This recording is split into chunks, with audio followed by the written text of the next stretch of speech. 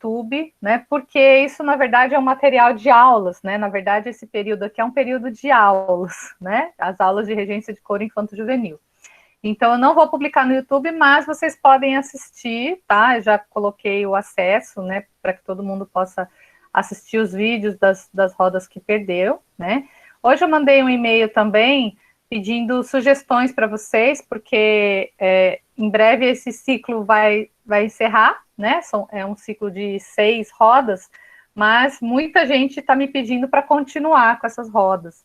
Então, eu vou lançar um segundo ciclo, a gente vai ter, então, depois, a partir do dia 21, segundo ciclo. Então, se vocês tiverem alguma sugestão de algum pesquisador, algum regente, né, para convidar, eu já falei previamente com a Cláudia Bellocchio, que é professora lá de Santa Maria, e ela pediu para deixar a parte dela para novembro. Falei com Eric Lana também, lá de Minas Gerais, né, que é regente dos Canarinhos de Itabirito. Então, tem outras pessoas, né, que estão na minha mente, mas se vocês quiserem também sugerir, eu acho que vai ser muito bom, né? Então, gente, vou deixar aberta aqui a roda para o Rafael e vamos lá. Boa noite. Primeiro, eu queria agradecer quem pode estar aqui, o convite da professora Ana. E o que eu pensei em falar um pouco sobre o meu tema, que é a criação dos jogos, né, os jogos didáticos, os ensaios. Aí eu pensei em apresentar um pouco uma teoria de base, e depois a gente abrir para umas experiências, umas discussões. Aí também eu posso conhecer um pouquinho melhor. Aí, não sei se vocês, como está organizado, mas também pode me interromper para fazer perguntas a qualquer momento, escrever ali no chat. Se eu perder alguma coisa do chat, também, se alguém me der um toque. Mas, enfim. Viu, Rafa? Eu queria que você... Rafa, já estou ficando íntima já. Ah, tudo bem. Se você também puder contar um pouquinho de como surgiu essa tua relação com o teu tema de pesquisa, né? Porque eu tenho vários alunos que estão aqui na graduação, né? Então, se você puder falar um pouquinho sobre como que surgiu esse interesse pelo seu tema de pesquisa, né? Como é que você foi encaminhando a sua pesquisa antes, né, de falar necessariamente do teu objeto de pesquisa, fica interessante também. Tá bem. Eu canto em coros desde que eu era criança, né? Eu sou uma criança cantora, coralista. Aí teve um determinado momento na minha adolescência que eu entrei no projeto de extensão, que é o Comunicantos, que é um projeto de extensão da USP, que é um coral escola, que ele funciona como um projeto de extensão para a comunidade, e quem rege são alunos da graduação, da pós-graduação, orientados pelos coordenadores do Comunicantos. Naquele momento, eu estava me preparando para prestar o vestibular de canto lírico, aí eu vim para cá, para a Unicamp, fiz o canto lírico bacharelado, e comecei a fazer a modalidade combinada com a licenciatura, porque eu fui trabalhar num projeto, fazer um estágio, acabei que eu entrei num projeto que é o Canarinhos da Terra, aqui de Campinas. Eu fiquei na época, eu entrei nos coros escolares, que eles iam até as escolas, né, e regiam nas escolas, e o coro das crianças menores, que era de 6 anos, né, a gente chamava de pré-coral, aquele grupo. Era por faixa etária, bem de tradicional dessas escolas corais. E eu também comecei a dar aula, me envolvi bastante com a licenciatura. Aí eu comecei a me aprofundar nesses temas da educação musical, e na minha prática, principalmente nas escolas, era bastante diferente as crianças que iam até a Unicamp para fazer o Canarinhos, né? As crianças que iam até lá, elas iam lá muito por uma vontade da família, pessoal, e elas tinham um interesse bastante específico em estar ali, que era cantar. Então, o ensaio era mais tradicional, né? O que a gente diria? O regente canta, as crianças repetem, vocalizam, tinha até ali umas dinâmicas, mas as crianças estavam mais não aptas, dispostas, elas estavam mais dispostas àquele formato de ensaio, né? Alongamento, vocalize, repertório novo, repertório antigo, uma dinâmica, uma despedida, todo mundo relaxa, ali, básico. Já nos coros escolares, as crianças estavam inseridas no contexto escolar, então tinha um determinado momento do dia em que ia uma sala inteira, 2, variava, né? Aí as crianças, elas eram uma que era obrigatório, né, todo mundo ia em caráter de disciplina. A disposição delas para participar da oficina já não era a mesma. Então, elas tinham um pouco mais de resistência ou se sentiam distanciadas. Na verdade, assim, o formato tradicional do ensaio não contemplava a necessidade daquele grupo. Aí, no meu processo de fazer o TCC, eu comecei a pensar nessa ideia de buscar alternativas, as brincadeiras, que é uma bem sedimentado na educação musical, né, os jogos. Estudei isso no meu TCC, e o meu TCC já me encaminhou para o projeto de mestrado, onde eu estudei especificamente os jogos, né, jogos didáticos para ensaio de coros infantis. Eu fiz uma proposta, um trabalho de mestrado, caminhei ali. Quando eu terminei, a Unicamp, que é onde hoje eu trabalho, fez um convênio com a Prefeitura Municipal de Campinas, e a Unicamp faz a gestão da Escola Municipal de Música de Campinas. Aí eu fui convidado para ser o orientador pedagógico do curso das crianças, de musicalização, né, de 6 a 10 anos. Dentro do curso, a gente organizou o programa curricular, é uma escola pública de música. Todo mundo se matricula, não tem avaliação de ingresso, não tem pré-requisito, ela é por agrupamentos. A ideia é ela ser bem democrática, né, acessibilidade. Não tem avaliação, é fluxo contínuo, dá instrumento. Aí, enfim, quem dá aula nessa escola são alunos da Unicamp que passam por um processo seletivo e eles ganham uma bolsa de estágio docente, né, que ali eles trabalham umas 8 horas por semana, uma bolsa de 800 e poucos reais, mais um auxílio alimentação, e eles ficam dedicados lá para dar aula para esses grupos. Eu fiquei responsável pelas crianças, aí começamos essa ideia de como fazer esse processo de formação docente em um esquema laboratorial, porque é diferente de um estágio normal, né, que você vai lá e observa só. Na prática, no estágio de laboratório, você vai lá e dá aula, né? Você é orientado por uma pessoa com mais experiência, mas você que está à frente.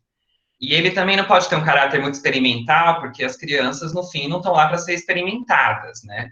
As medidas precisavam ser mais assertivas. Enfim, essa ideia de formação do professorado docente em laboratório me levou de volta para onde eu tinha ido na minha graduação, que foi a extensão, lá da USP do Comunicantos. Aí, no doutorado, eu montei um laboratório, só que específico para regência, aqui na Unicamp, de coros infantis. A gente montou um coral dentro de uma escola de aplicação que tem aqui, né, que na verdade é um programa para filhos de funcionários, alunos, é como se fosse uma creche. Aí, nesse espaço, elas têm oficinas, aí foi montado um coro com essas crianças, e os alunos da graduação, que no meu caso a maioria eram da licenciatura, se inscreveram. Aí a gente fez um processo de formação ali prática em regência, tinha um aporte teórico, né, mas era a partir das experiências do ensaio. Isso foi a minha tese, né? Então, de alguma maneira, as coisas sempre tiveram bem vinculadas à experiência docente, na importância de dar as aulas, viver isso. Não é uma formação teórica, a formação em regência, né? É uma formação de muitas habilidades, né? E o meu interesse pela educação musical, uma coisa foi levando a outra. Eu, sinceramente, não estava nada muito planejado quando eu comecei. Eu queria cantar, ser cantor, era isso. Aí fui me descobrindo, né? Me descobri professor. Virei professor e depois me descobri professor. Também não foi muito automático. Foi uma coisa que foi acontecendo ali. Aí as crianças foi meu foco, mas aí foi por uma questão de interesse pessoal. Eu gosto mais, acho mais autoastral, assim. É basicamente o resuminho da história. Aí hoje é isso. Hoje eu trabalho na Unicamp, né? Eu sou orientador pedagógico do curso de musicalização. E é uma escola bacana ali. Os alunos ficam. No meu período, somos 74 crianças, 10 professores. Aí depois, quando eles fazem 11 anos, eles escolhem um instrumento de orquestra. Aí eles vão para um sistema mais próximo do conservatório, né? Na musicalização, que é o meu período, mas tem a disciplina do coral, mas a outra disciplina de musicalização, a gente trabalha com pedagogia de projeto, é uma ideia mais progressista ali de desenvolver o conhecimento artístico, mas aí também é outra história, né? Eu vou. Bem, é isso, professora. Deu para pegar o resumo? Sim, muito bom, muito bom. Eu É vou. interessante essa sua fala, né? Eu me descobri professor depois, porque tem muitos alunos, né? Aqui no curso de música, em Campo Grande, a gente tem um curso de licenciatura, a gente não tem bacharelado, e é o único curso de música do estado de Mato Grosso do Sul, né? Então, tem muitos alunos que inicialmente, né, querem ser performers, não tem essa ideia de ser professor, mas quando surge uma oportunidade, né, às vezes presta um concurso público, ou então aparece uma oportunidade numa escola, aí eles, vou pensar bem no assunto, né, e que eles vão se acostumando com essa ideia. Então, tem várias experiências de licenciados que não tinham planejado ser professores, e depois acabaram sendo professores. É porque também, eu não sei, no meu caso, eu tive uma experiência de educação musical quando criança bastante interessante, até pelos corais, né? Mas eu fui descobrir a potência da educação musical na graduação mesmo, porque eu não tinha uma experiência prévia educacional escolar, né? Então só foi pelo estudo ali, pelo aprofundamento e dando as aulas que aconteceu essa minha dedicação. Mas você sabe que essa questão de também de se realizar como performer enquanto professor é difícil, é um desafio, né? Porque às vezes a pessoa tem uma expectativa ali, um sonho, né? Porque é um sonho bacana, não é ruim você querer tocar no Royal, entendeu? É maravilhoso. Mas ao mesmo tempo, pode ser que esse pensamento te limite dos seus próprios potenciais, né? A gente pode fazer muito mais coisas se a gente estiver disponível a descobrir o que elas são. Mas, assim, também, se a pessoa não quer dar aula, acha que não é para ela, também, e também tem todo tipo de aluno, né? Aluno profissional, aluno de ONG, igual tem todo tipo de professor. Mas eu acho que tem que se permitir, mas o importante é isso, o caso de dar aula, quando você se permite, aí vem uma questão da responsabilidade social, né, que aí você tem que também se permitir a ter esse compromisso com o processo, porque senão você vai ser aquele professor que só está ali para ganhar também, salvar ali, porque não rolou nada de fim de semana para tocar, sei lá, no casamento. Aí é um outro probleminha, né? Eu vou. Pode continuar. Não, era só isso mesmo. Eu ia falar se eu ia começar, podia começar a falar das brincadeiras, porque eu acho que tá meio vinculado, assim. Uhum. Eu vou compartilhar uma tela. Se alguém quiser fazer uma pergunta também, né, pode colocar Ah, no chat.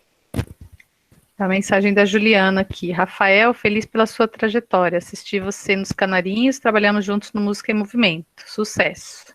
Juliana Góes. olha, eu lembro de você no quadro, é do quadradinho que tá na foto, né?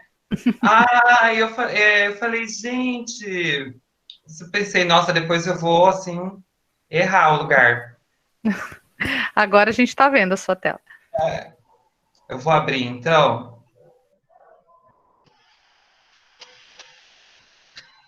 A primeira coisa que eu gostaria de sugerir, né, como um exercício, é que não precisa anotar, mas é mais para não esquecer quem achar que precisa, certo? É lembrar de alguma coisa que gostava bastante de brincar quando era criança e tentar imaginar por que que você gostava bastante dessa atividade, né? Pode ser qualquer brincadeira, jogo, como você quiser chamar, mas se nesse momento você der aquela recapitulada e tentar entender ali o que, que você mais gostava naquilo, eu gostava de manipular os objetos, eu gostava de estar com as pessoas, né? O que, que fazia aquilo ser bacana para você, né? Porque isso, a princípio, é importante para entender a teoria do jogo e da brincadeira, porque na medida que vai ficando adulto, né, a gente vai se distanciando um pouco do universo da infância. Mesmo que a gente veja a criança, a gente ainda vê como, pelo olhar do adulto, né? Tentar lembrar como a criança via as coisas na perspectiva dela, precisa aí desse exercício que é a nossa memória, né? Bem, a ideia base para que a gente consiga explicar o que vai acontecer aqui nesses slides, é o papel do regente como educador, né? Todos os procedimentos e processos que envolvem o ensino de alguma coisa, qualquer coisa, é um processo educativo. Então, o regente, evidentemente, está ali ensinando as crianças a cantarem, né? Então, por essência, ele tem esse papel de educação. É claro que como ele entende a educação, vai refletir bastante, né, em como ele atua. Eu vou trazer uns pressupostos que são das pedagogias ditas progressistas, né, que primeiro é entender esse papel do regente, né. O Saviani, que é um pedagogo, estudioso da educação, descreve que a professora ou o professor tem um papel interrelacional entre ensino e aprendizagem. Isso mais ou menos quer dizer que, o professor tem um papel, assim, de organizar os conhecimentos, porque ele faz a mediação, né, entre o que precisa ser ensinado e as crianças que vão aprender. Então, isso seria a responsabilidade dele perante o ensino. Entendia que esse processo de ensino seria bastante por repetição, né, e porque o aluno ia assimilando ali individualmente, não pensava muito naquele contexto, nas diferenças do alunado. Então, a ideia do Saviani, das pedagogias progressistas que vieram depois do desenvolvimento da psicologia da educação, o Estatuto da Criança, a concepção da infância mudou, né? A pedagogia começou a entender o papel importante que as crianças têm nesse processo, né? Tanto que o professor, ele passa o conteúdo, mas um outro ponto tão importante quanto é como a criança vai receber aquela informação. Então, a ideia de uma pedagogia mais progressista é ela poder colocar o professor visualizando esses dois lados. Não é aquela ideia que teve um pouquinho no começo, quando veio a ideia do construtivismo na escola, que era que a gente vai viver só a experiência, tem uma ideia um pouco de transmissão de conhecimento desorganizado, né? A pedagogia hoje, mais progressista, entende que não, o professor tem a sua responsabilidade, o regente tem. As crianças não vão aprender a cantar espontaneamente. Elas podem aprender a cantar canções espontâneas. Mas se você quiser trazer os conceitos científicos que tem na prática coral, o regente precisa mediar situações de ensino em que esses conhecimentos vão chegar. Ao mesmo tempo, se ele não estiver atento a como as crianças vão receber essas informações e como elas dão sentido àquilo, ele praticamente vai estar falando quase que ao vazio, né? Não significa que as crianças não vão conseguir executar as atividades, mas também não garante muito que isso vai acontecer para frente, né? A educação a gente projeta o futuro. Então, além da gente querer que elas cantem agora e que elas cantem bem, que elas performem bem, que elas fiquem bem com a prática, é que elas possam criar laços efetivos com a prática musical e que isso repercuta ao longo da vida. Não precisa nem ser profissional. A ideia é que, além de cantar, ela precisa gostar de estar ali, né? E isso vai acontecer de acordo com as situações. Aí vem também o outro lado, pensar, mas aí vai ser tudo brincadeira, é a festa do caqui, as pessoas vão ficar pulando, se matando. Não, também não é isso, porque aí tem o papel do professor. Gostar de fazer uma coisa não significa só fazer o que quer também, né? Tudo é uma questão de concepção, não existe nada muito radical. O que é radical e o que deveria existir como premissa é respeitar ali os processos das crianças dentro dos seus contextos, tá? Então, isso é importante para o primeiro passo ali de concepção do uso do jogo. Que você tem que olhar a criança e aquele processo de ensino como um processo maior do que só ela aprender a cantar. Ela está aprendendo a existir em sociedade, ela está aprendendo a resolver conflitos. Como que a criança vai assimilar essas informações melhor no ensaio? É o que a educação entende como seria a aprendizagem significativa, né? É quando uma pessoa recebe uma informação e ela é capaz de assimilar aquilo com uma coisa que ela conhece ou que ela tem interesse ou que desperte a curiosidade. Ela não entender que ela não vai se relacionar em nada com aquilo. Ela tem que pegar aquela informação, atribuir um novo sentido, né? Pode ser um sentido bom ou ruim, mas ela entendeu aquilo na perspectiva dela. Porque, ao contrário disso, ela poderia estar imitando. Vamos para um exemplo da tabuada. Saber tabuada, necessariamente, né? A inteligência matemática, a lógica do cálculo, não é decorar a sequência numérica. 2 vezes 2, tá. Isso não garante que a pessoa saiba executar uma questão matemática, ou que ela tenha a inteligência lógica de entender as proporções, né? Então, se você ensinar só a fórmula, ela vai aprender a fazer aquilo, mas ela não vai conseguir necessariamente relacionar com outros conhecimentos e com outros momentos da vida dela, tá? A educação significativa, ao contrário disso, ela pressupõe que essas crianças vão ser capazes de viver uma experiência educativa no ensaio do coral e aquilo vai ter um sentido bacana para ela. Aí pensa, mas e nos coros que elas são obrigadas, que é o contexto em que eu já estive, né? É mais complicado, porque ela já vem com uma disposição inicial de não querer participar. Ela pode ser convencida? Pode. Pode ser que você faça de tudo, ela não vai gostar ainda? Também pode. Não são todas as pessoas que são amantes do canto coral, como não são todas as pessoas que são amantes de qualquer coisa, né? Mas aí cabe o regente ali buscar o que for melhor, né? Porque até onde ele pode caminhar. O que a gente percebe ali na prática da brincadeira? Que ao longo da vida escolar vai diminuindo os espaços, né? A educação infantil ainda tem um parquinho, as crianças vão para o primeiro ano ali do fundamental, já quase não tem os momentos recreativos, né? Porque coloca a brincadeira, coloca o jogo, a descoberta como inferior ao rendimento, né? Se você está brincando, você não está fazendo nada, você está perdendo o seu tempo, porque você não está fazendo o quê? Adquirindo algum tipo de produtividade, mas isso está tudo vinculado ao capital, né? Porque brincando não ganha dinheiro, né? Tem um pouco essa ideia. Então, isso se transmite na escola, né? Fica muito focado no que seria um rendimento, como se, através da brincadeira e do jogar, também não fosse possível o desenvolvimento, né? E já se sabe que não, a gente consegue aprender, consegue se desenvolver, tudo acontece simultaneamente, pelo brincar, e é uma atividade praticamente natural da criança, né? As crianças brincam. No contexto coral, o que eu percebi na minha pesquisa é que uma que tem... A ideia do coral está bastante sedimentada, tem essas brincadeiras, toda a ideia de planejamento fala de uma dinâmica. Só que ela está um pouco colocada com uma ideia de só um momento para as crianças darem uma relaxada, quebrar o ensaio, quebrar a dinâmica. Não é um ensaio sério. O ensaio sério é aquela hora que eles estão cantando, ali repetindo e tal. O ensaio que é mais tranquilo, vamos fazer um joguinho ali, para dar aquela quebrada da base. Isso, o jogo tem, sim, a sua eficiência recreativa, só que esse pensamento limita um pouco o potencial dele, né? E faz com que ele fique um pouco mais repetitivo.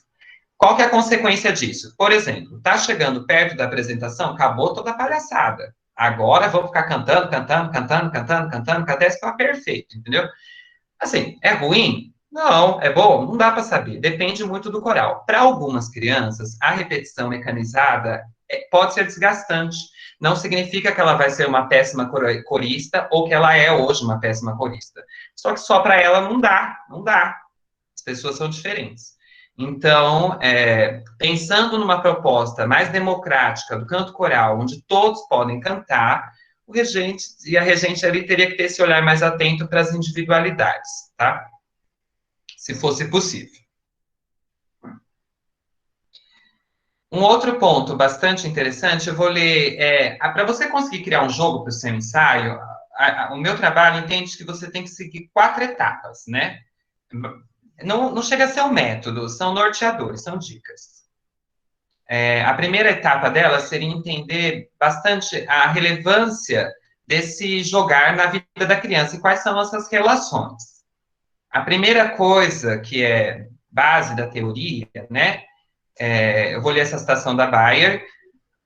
A variedade dos processos culturais influenciam no modo como a música é aprendida e significada dentro das sociedades, dentro de um recorte temporal e espacial, e estas variações trazem diferentes formas cognitivas de operar com a música.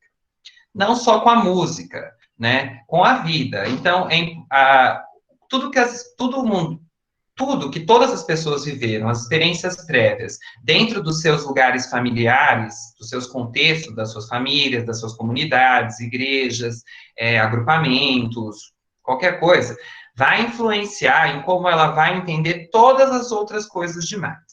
Então, novamente falando sobre a ideia desse ensaio tradicional coral, né? Essa ideia tradicional do ensaio coral prevê da criança uma determinada familiarização de comportamento que pode não ser a habitual dela. Ela pode não estar... O vocalize é um desafio bem comum, né? Existe uma certa, às vezes, resistência, as crianças acham engraçado, ou uma coisa que não chega em lugar nenhum, que não é música nenhuma, ou uma coisa que a gente faz sempre igual. Ela não se escuta muito bem para entender se ela está cantando bem, porque é uma ideia coletiva da voz, né? A gente vai achar essa criança indisciplinar, porque ela não entende por que ela tem que ficar lá.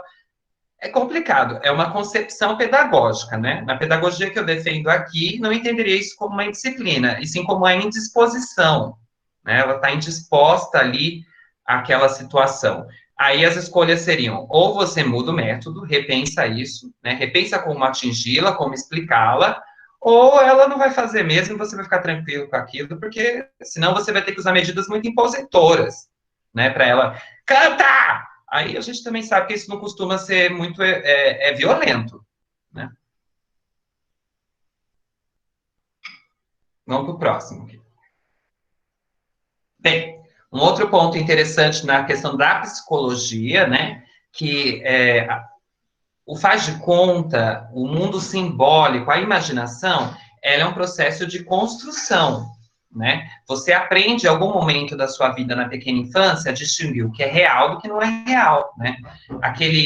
O aviãozinho da papinha, quando você era muito bebê, não dá para dizer que na sua cabeça aquilo era de fato um avião, mas tem algum momento que você descobre que aquilo é uma brincadeirinha que a comida vai entrar, mas a mamãe está imitando um avião, que é uma outra coisa, né? Esse ingresso no mundo simbólico vem pela criatividade, e a expansão da criatividade não deveria ser uma meta da infância, né? Deveria ser uma meta da existência, porque mesmo, é claro que tem coisas que a gente considera que são super criativas e coisas que são menos criativas, mas de qualquer maneira, a resolução de todos os problemas no dia a dia depende um pouquinho de criatividade. Uma pessoa mais criativa, ela vai conseguir organizar até a rotina dela dentro de casa de um jeito mais eficiente para si própria, né? Que vai trazer mais bem-estar. É desconstruir um pouco a ideia de que fulano é mais criativo que o outro. Algumas ideias são mais criativas que outras, né? As pessoas não necessariamente. Depende ali da onde ela veio e de quem está olhando para avaliar isso. Mesma coisa, falar, essa música foi muito mal composta. Esse olhar sempre está vindo de uma posição de escuta, de todo um aspecto, né? Você pode dizer que você não gostou, que ela tá pouco criativa, né? O que é ser muito criativo ultimamente? Daqui é tudo igual, tudo se repete, né? Todo mundo se copia também.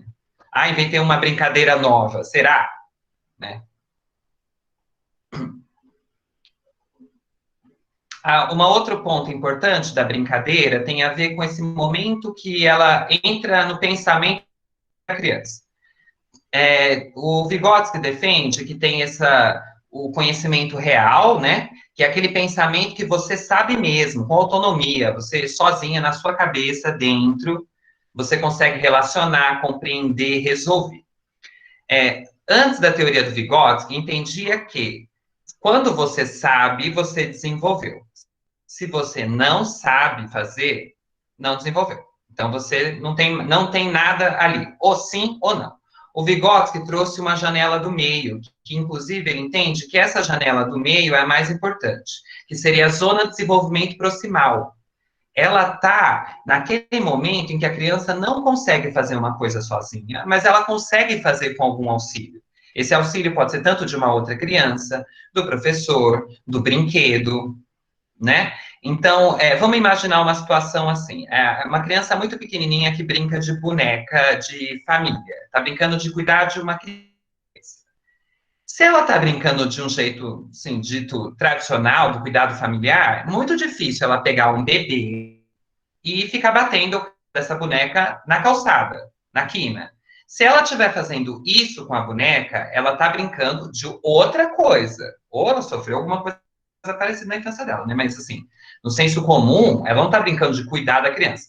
Mas se ela tá normal, balançando e tal, ela não derruba o bebê, ela tem um cuidado, ela cobre, tem várias coisas que ela fica fazendo com a boneca que a gente não acha que uma criança seria capaz de fazer sozinha. Afinal de contas, ela é imatura. Mas não, com o auxílio do brinquedo e com o que ela viveu, ela tem condição. Não estou falando que uma criança vai cuidar de outra criança. Só estou comentando que o espaço da brincadeira proporciona que a criança, que já é potente, ela tem um espaço para demonstrar essa potência, né? A brincadeira é potencializadora de habilidades. Um jogo, por exemplo, um jogo sei lá, de pique-bandeira, que você vai lá, pega do outro time a bandeira e volta para sua quadra. Um grupo ali de crianças de 8 anos. Elas precisam desenvolver uma estratégia, né? Normalmente, você não imaginar que as crianças conseguiriam se organizar, assim, fazer uma estratégia para conquistar o inimigo, chegar do outro lado. Mas elas conseguem ali resolver os problemas dela, criam um senso de comunicação, elas criam regras, criam ordens, tanto que elas conseguem. Um grupo ganha o outro. Então, isso é uma responsabilidade que elas só agiram pela brincadeira. Se você pedisse para ela, fora da brincadeira, para ela organizar uma estratégia de negócios, uma estratégia de alguma coisa, aquilo estaria muito desvinculado do que ela faria. Mas dentro da brincadeira, ela poderia fazer.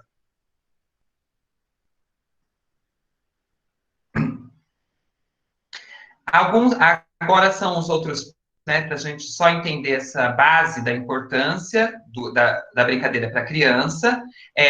Que ela traz prazer, as crianças gostam de brincar, aquilo é motivo na vida dela.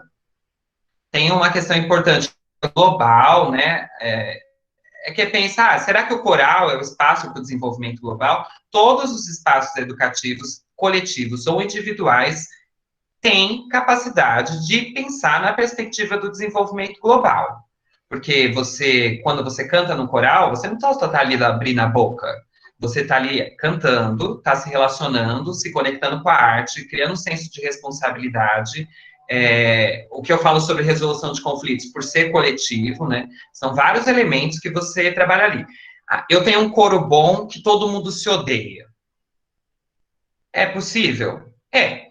Mas pensando no contexto ali de criança ou em coros amadores, se as pessoas se odeiam, elas não continuariam, né? Então, também, se não tem um olhar atento para esse espaço, né, de como as pessoas lidam com o conhecimento musical e com elas, o desenvolvimento ao longo do coro é realmente prejudicial. Tem que ter essa atenção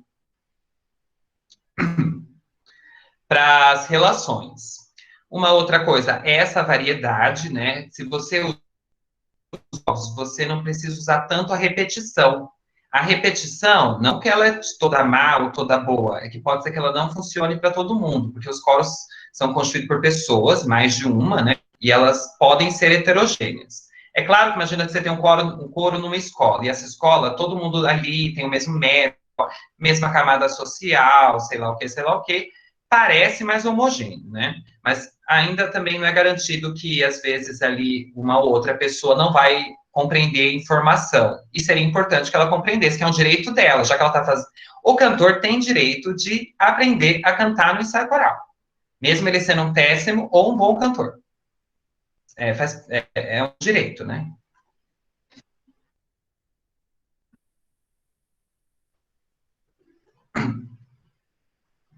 Agora eu queria abrir para a gente começar a definir um pouco essa questão do que seria um jogo, que é uma brincadeira, só que tem essa divisão, né? O autor, que ela coloca que o jogar é uma coisa, o brincar é outra. O brincar tem muito mais a ver com a espontaneidade da criança, crianças menores.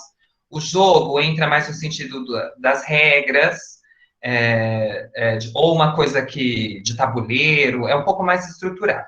Os autores que eu uso não fazem muito essa diferenciação, porque na língua base, né, que era o francês, o espanhol, até no inglês, jogar e brincar é a mesma tradução.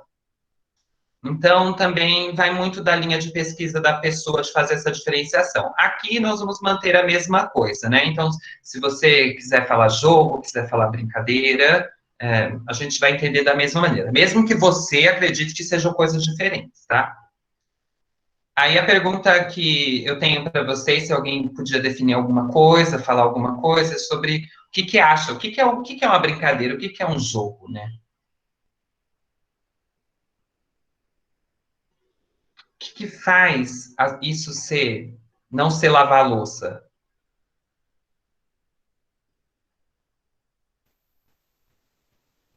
Vamos lá, gente, vamos arriscar, vamos arriscar. Ó, só para ajudar a dar coragem, não existe uma definição conceitual do jogar ou brincar. Né? Existem características que definem uma coisa do jogar o outro. Então, o que vocês entendem que seria uma coisa básica do jogar? Toda brincadeira, ou algumas brincadeiras, têm isso. Tem algumas respostas já ali no chat, ó, para você olhar. Você consegue ver?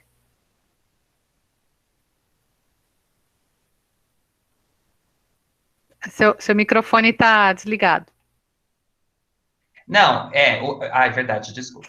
O jogo é o momento de contato com o outro, descobertas. Ele exatamente é que ele não define, a questão do outro é importante, só que, por exemplo, e a paciência? Paciência é um jogo solitário. Já diz por si só, né? Resta um.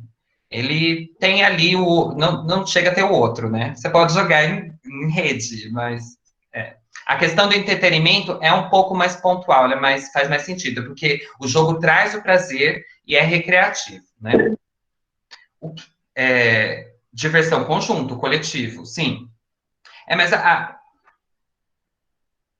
aqui está colocando isso que é interessante, que é essa divisão de que as pessoas entendem do jogar e o brincar, né? O jogo tem disputa e a brincadeira não. Era essa ideia que existem os jogos competitivos, né? Mas, por exemplo, tem algumas brincadeiras que, por exemplo, tá brincando de fazer bolo de criança pequenininha. Quem tá fazendo o melhor bolo de areia, né? Então ela tá brincando ali de fazer bolo. Na hora que a gente começar a falar, vamos ver qual que é o melhor, virou o jogo? Porque aconteceu a disputa, né? Eu entendo que tem mais a ver com a linguagem, de como as pessoas recebem essa informação, do que concretamente conseguir definir essa questão da diferença dos dois conceitos, tá? Mas, de qualquer maneira, o que está escrito em seguida aqui, que o lúdico, sim. O lúdico é uma base elementar. Eu estou fazendo essas perguntas porque realmente um dos principais teóricos do jogo colocam que é quase impossível a definição do jogo, que é o Ising. Só que antes, a gente vai pensar um pouco isso. As crianças, elas começam a jogar, elas são inseridas na cultura do brincar, porque ela não nasce falando, vou brincar. Alguém está falando para ela desde pequeno que ela está brincando de alguma coisa, né? Se a palavra fosse frusco, essa criança está frusca, essa criança está frusca. Em algum momento ela descobre que ela está frusca. Nesse caso, a gente usa o brincar. Ela está brincando disso, vem brincar com o tio, vem fazer isso com aquilo. Então, elas são inseridas, só que isso varia de cultura para cultura. Algumas coisas que a gente considera brincadeira, pode ser brincadeira e jogo, outras não. A Kishimoto usa um exemplo bastante interessante dos indígenas. A gente vendo uma criancinha indígena brincando de arco e flecha, imagina, bonitinho, tá brincando de indiozinho. A família dos indígenas, a comunidade, pode ser que entenda aquilo mais como um treinamento mesmo. Não, ela está treinando para caçar. Não está brincando de nada. Esse conceito é muito relativo, né? Então, assim, na teoria, quem define que estar brincando ou não é o jogador ou a jogadora. É a pessoa que está brincando. Um jeito fácil de entender isso é o truque, né? Vamos brincar de fazer tabuada? Aí você pensa, né? As crianças olham para você com aquela cara passada, né? Mas como assim? Brincar de fazer tabuada? Não se brinca disso. Aí a professora e o professor que colocou isso, colocou no planejamento dele lá, brincadeira, aconteceu. Ou vamos pensar no ensaio coral. Vamos brincar de, sei lá, vivo ou morto. Vivo, morto. Aí as crianças todas. Aí elas topam, né? Porque elas, coitadas, eles foram obrigadas. Elas brincaram mesmo de vivo ou morto, ou elas só ficaram baixando, levantando, porque você ficou lá falando vivo, morto? Na concepção teórica, elas não brincaram de nada. Na concepção teórica, a pessoa só está brincando ou jogando se ela por si só decide que ela está fazendo isso, né? É a mesma coisa que você pensa nos, por exemplo, jogos profissionais. O que faz um jogador de futebol que ele está jogando lá no campeonato, na final da seleção, sei lá o quê? Ele está trabalhando ou ele está jogando? É uma questão interessante, né? Porque, o jogo tem por base também o distanciamento da realidade, né? Que é o lúdico que eu falei. Mas ele está ali jogando, pensando no salário dele, quer fazer esse gol, ou ele está trabalhando bem ou mal, né? É relativo. Aí a pessoa de fora pode dizer que fulano está jogando ou não? Não. Quem vai dizer isso são os sujeitos. Então, um ponto importante para a prática coral é observar as crianças dentro das atividades. Se você perceber que elas estão entretidas e fazendo, aquilo é mais eficiente, né? Se você perceber que está todo mundo ali muito mecanizado, sem sentido, distraído, ou não está acontecendo, não significa, então, que você, no seu ensaio, colocou uma atividade dinâmica e, rolou, tá? Isso é importante. Isso é difícil para o regente, né? Vamos brincar de repetir mais uma vez, agora de pé? Você dá uma traída na brincadeira, né? É melhor você falar assim, vamos ficar de pé, gente, porque vai ter que ficar mesmo, tá? Aí, na hora de brincar, você aceita ali que vai ser uma brincadeira mesmo, tá bom? Um outro... Bem, aí essa é a gente saber ali que é importante para a criança, você conseguir coral, é você criar condições que vão transpor, possibilitar e transpor espaços de criação, de solidariedade, de desenvolvimento global, de autonomia, também para o contexto coral. E, assim, de uma maneira geral, só tende a ser positivo. Aí você pensa, o meu coral não precisa. Meu coral, aquelas crianças cantam uma beleza, fica lá tudo quietinho, abre a boca, faz lá agudo, uma beleza, não precisa. Bem, aí é uma visão, né? Você pode, assim, pode ser que ela seja eficiente mesmo, o seu ensaio está atingindo os objetivos do seu espaço e do seu grupo. No entanto, será que não dá mesmo assim para a gente pensar, repensar, refletir sobre isso? Aí vem um outro ponto. Mas eu vou ficar perdendo tempo no meu ensaio, né? Não dá, tem muita coisa para aprender. Aí que está a virada do gato, que é você conseguir colocar o jogo para desenvolver uma habilidade que você também precisa para o repertório musical, ou para performance, para qualquer outra coisa, tá? Como assim? Bem, primeiro que é básico, né? Toda a teoria da regência, que haja um planejamento de ensaio. Nesse planejamento, você vai ter os objetivos de ensino. O que você quer fazer com cada coisa? E esses objetivos de ensino, eles trazem os conteúdos de ensino, que são os objetos de estudo. Basicamente, o planejamento traz o quê? Formas de transmitir os conteúdos de ensino numa sequência. Ele pode ser ao longo de tempos, por ensaio, por momentos, flexíveis, rígidos. Mas, assim, para o jogo estar dentro do ensaio, ele tem que ser planejado, né? E só que, para ser efetivo na performance, para o ensino da performance, ele tem que ser planejado baseado no repertório. Vou explicar isso melhor. Eu vou transmitir um vídeo agora, aí eu gostaria que vocês assistissem o vídeo, né, e fizessem, assim, esse vídeo é o resultado final de um coro, né, que é o coro, inclusive, do projeto que eu trabalho, mas esse é o coro das crianças. Que vocês imaginem tudo que as crianças, ou tudo, uma parte, o que as crianças precisaram aprender para conseguir fazer o que elas fizeram nessa apresentação, tá bom?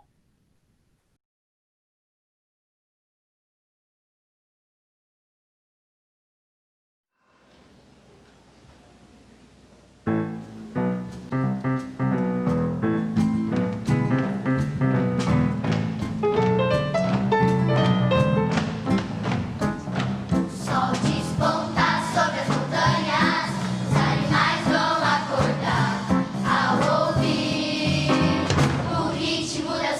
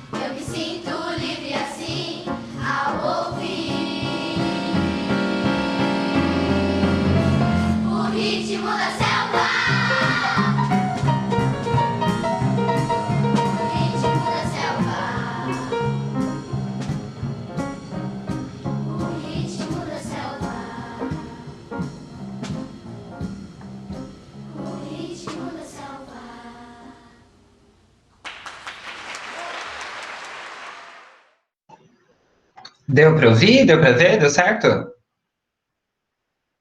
É, bem, esse é o coro das crianças, né? Um dos coros, são 4.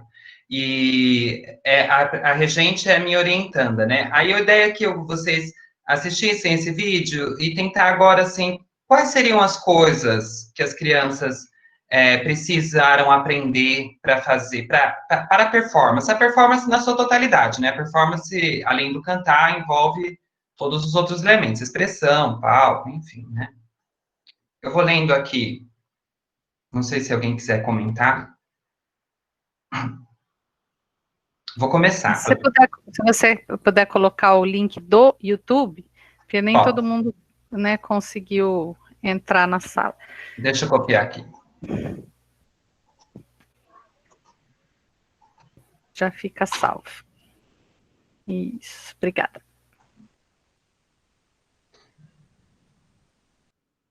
Bem, para dar aquele começo, o básico, né? O que elas quiseram aprender? Assim, a letra, a melodia, né? Isso é a primeira parte, né? Então, elas precisaram aprender a cantar a letra e a melodia. Aí, vamos imaginar. A gente imaginou que elas iam ter uma projeção por conta da tessitura da música e da extensão. A gente queria uma ressonância mais de peito, que fosse um pouco mais beltada, né? Ao invés de buscar a voz da ressonante só da voz aguda, nessa tessitura, não ficaria com esse estilo, ficaria muito levezinho. Então, a gente busca uma ideia de técnica vocal que fosse mais perto da voz beltada, né? Do belting, que é esse registro mais aberto, né? Aí você, acabou com a voz das crianças. Não, não nada a ver, né? Isso é um outro jeito só de construir ali o mecanismo da voz. Aí você pensa, então também teve ali uma questão coreográfica, vários pontos. Qual que é a ideia? Para você chegar numa performance final, você perpassa por várias coisas. Você perpassa por uma série de saberes, uma série de conteúdos que precisam ser ensinados para as crianças numa determinada sequência. Você pode começar que elas decorem a letra, você pode começar ensinando frase por frase, você pode fazer de diversas maneiras, começar pelo fim, começar pela parte mais fácil, você pode, ensinar um trechinho, ensinar a coreografia, são vários caminhos que você tem. O importante é entender que são vários elementos. Às vezes, as crianças estão cantando bem a melodia afinada, mas elas têm um problema na dicção. Então, não, o que eu preciso acertar é a dicção. Às vezes, você está achando que não tem um problema necessariamente vocal, mas assim, são portas cantando. Está muito inexpressivo. Então, o problema é esse, está inexpressivo. Não. A questão, eu acho que não tem dinâmica. As crianças não conseguem fazer crescendos cantando tudo chapados. Aí isso é um outro conteúdo. Quando você projeta a performance, é claro que a gente está fazendo ao contrário, a gente viu a performance. Você, no seu ensaio, vai pegar a partitura, né? Pegar o que você for usar, e vai ter que imaginar mentalmente onde que aquilo vai chegar. É claro que pode ser que algumas coisas mudem, mas você tem que ter na sua cabeça assim, olha, as crianças vão cantar dessa maneira, tem um estudo musical prévio, aqui respira, aqui não respira. Elas provavelmente vão encontrar dificuldades nesse trecho, nesse intervalo. A letra muda muito. São vários elementos que você vai ter que organizar no seu planejamento para decidir por onde você vai começar. E quais os métodos que você vai escolher, quais as dinâmicas que você vai ter. Então, assim, para você começar a criar o jogo, você tem que saber, então, o que você quer ensinar. O que você vai usar para ensinar dentro do contexto do jogo. Pode ser um conteúdo só, pode ser 2, pode ser vários simultâneos. E é importante que, o jogo traz uma certa imprevisibilidade. Então, se as crianças de fato jogarem, elas vão estar aprendendo o que você propôs a ensinar, mas também cria um espaço potencializador que elas aprendam outras coisas a mais. Porque o jogo se transforma, a brincadeira é uma coisa que se transforma. Se você ficar paradinho, assim, umas horas, e olhando, só observando uma criança brincar com uma única coisa, aquilo vai mudando numa velocidade, numa experiência, tudo pode ser qualquer coisa no contexto do universo do jogo, da brincadeira, né? Então, também é isso. A criança brincando, ela vai aprender o que você, provavelmente, né? O que você se propôs, mas ela também vai aprender outras coisas. Mas o regente, a regente, tem que ter na cabeça o que ele está querendo fazer. Porque senão, aí também ele perde um pouco o fio da meada, né? Então é isso. O primeiro elemento ali, você descobriu o que você quer ensinar. A ideia é que o regente, ele escolha, né, um ou mais conteúdos de alguma canção que ele tenha no repertório. Então, também parte do quê? Parte do pressuposto que as músicas, ou uma delas, alguma música já foi escolhida. Não que você precisa ter o repertório inteiro, mas o repertório para usar no jogo, ele tem que estar escolhido. Você sabe qual é a música que você vai fazer. Né? Aí você decodifica os elementos dessa música, quais são as coisas que precisam ser ensinadas, e escolhe algumas ali que você acha que é viável de ser utilizado dentro do contexto do jogo.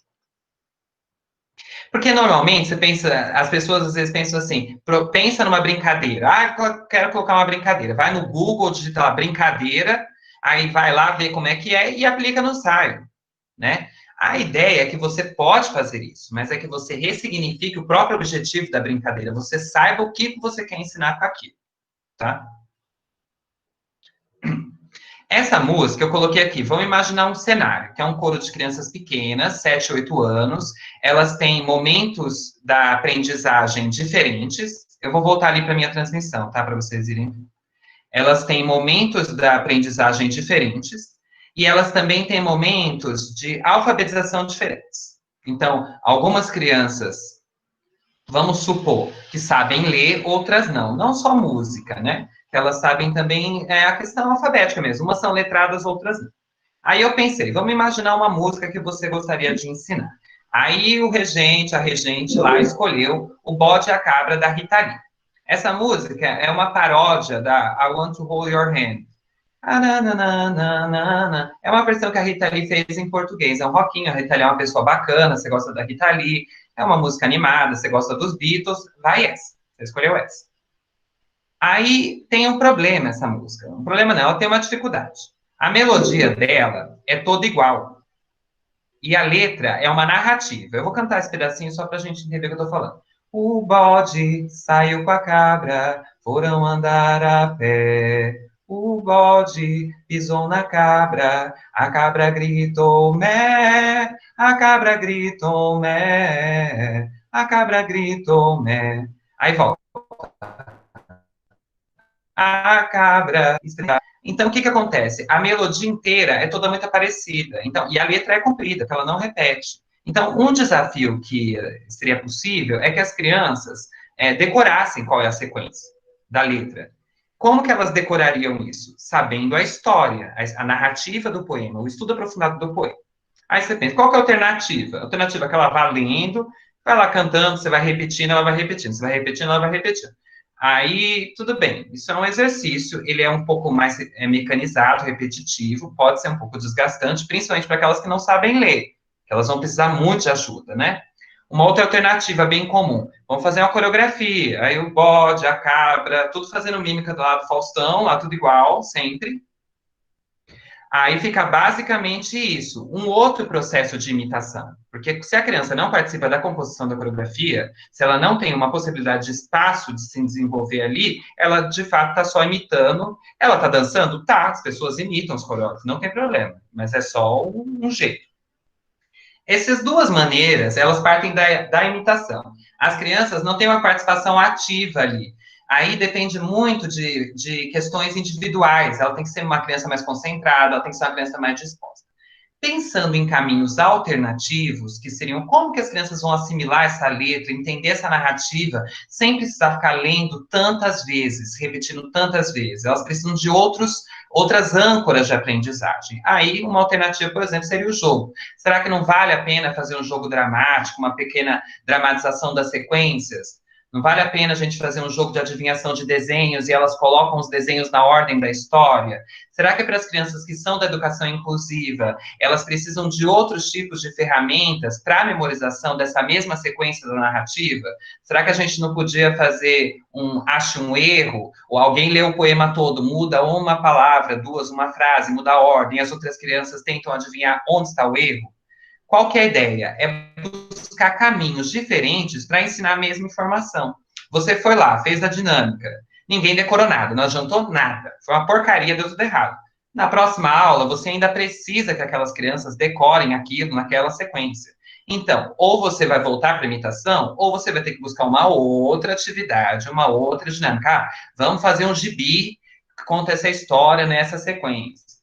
Enfim, são vários caminhos, cada grupo pode ficar responsável por memorizar um trecho, e eles sabem a sequência da posição deles.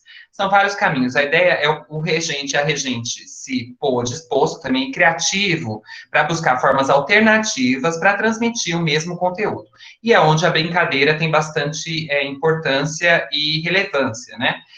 No sentido que ela, além de ajudar o regente a ensinar uma coisa que ele não está conseguindo e as crianças não estão aprendendo, ao mesmo tempo as crianças, no exercício da atividade, vão gostar. Ela pode ter tido ensaio chatíssimo o tempo todo. De repente, teve no final alguma coisa ali que foi de muito agrado, foi muito legal, ficou com gostinho de quero mais, tem mais chance dela criar vínculos com a prática coral e voltar mais disposta no próximo semestre. Depois que o grupo todo se agarrou à causa, todo mundo quer aprender, quer cantar aquela música, fica mais fácil. Mas até chegar lá, pode ser que você encontre uns desafios ali para ensinar o mesmo conteúdo, tá bom? Aí, bem, você já sabe o que você quer ensinar. Você já sabe, você escolheu. Você escolheu uma coisa para ensinar e você vai fazer uma brincadeira. Agora vem aquelas características que eu falei. O que fazem o jogo ser jogo, a brincadeira ser uma brincadeira e não ser uma outra coisa, né? Quais são as características principais do jogo? Uma é o tempo e o espaço obrigatoriamente delimitados. Quando eu falo tempo e espaço, não é o real, né? Não é só, que nem a quadra de futebol tem um espaço bem delimitado, né? E o tempo também, o jogo começa e acaba. Mas uma brincadeira de faz de conta também tem um espaço delimitado, mas é um espaço subjetivo. Por exemplo, estamos brincando de andar na lua para cantar mais leve. Aquela ideia que tem de flutuação, da voz mais redonda, vamos cantar leve. Tem um espaço, o espaço é subjetivo, a lua. Quem não está andando na lua, fazendo a voz da lua, sei lá o que da lua, ela não está no mesmo brincadeira, está brincando de outra coisa, pode estar brincando de empurrar, de pegar-pega, mas quem está brincando da lua, que é a brincadeira proposta, né, está nesse espaço. E o tempo também, porque tem uma hora que acaba. Se você está a vida toda imerso no jogo simbólico, você tem uma questão psiquiátrica.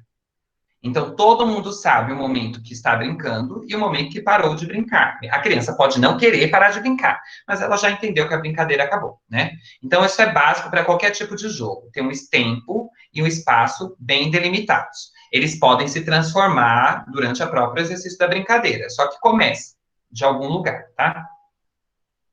A existência de regras, que isso que entra na confusão do jogo, porque todo mundo acha que assim, o jogo tem regras, a brincadeira não. Mas a gente está brincando de... vamos imaginar que pega-pega tá jogo, né? A gente está brincando de cabaninha. Tem uma regra compartilhada nos pares, porque a regra é não destruir a cabana. A gente está 10 horas para montar a cabana. Então, a princípio, a regra é não destruir a cabana. É claro que depois a regra também se transforma, porque depois o legal vai ser destruir a cabana. Só que, a princípio, a regra é...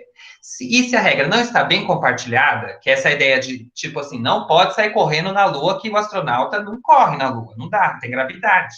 E aquela criança não entende essa regra. E ela está correndo, então é isso também, ela está jogando uma outra coisa. Então, para brincarmos todos, tem que ter regras bem estabelecidas, né? Ela tem que ser uma atividade voluntária, que é aquilo que eu falei, a gente não brinca de fazer tabuada, só se a criança brincar de fazer tabuada. Mas aí você pensa, ai, Rafael, chega lá no ensaio, vamos fazer uma dinâmica, uma atividade, um jogo, aí todo mundo, porque às vezes existe também uma resistência das pessoas quererem brincar de uma coisa nova, tal. As crianças às vezes tá de mau humor, aquele dia não quer fazer, é a brincadeira mais legal do mundo. Na semana passada ela amava brincar daquilo. Essa semana ninguém tá fazendo nada, tá achando uma porcaria. O que acontece na teoria do Huizinga, que é o Huizinga foi o primeiro filósofo estudioso do jogo.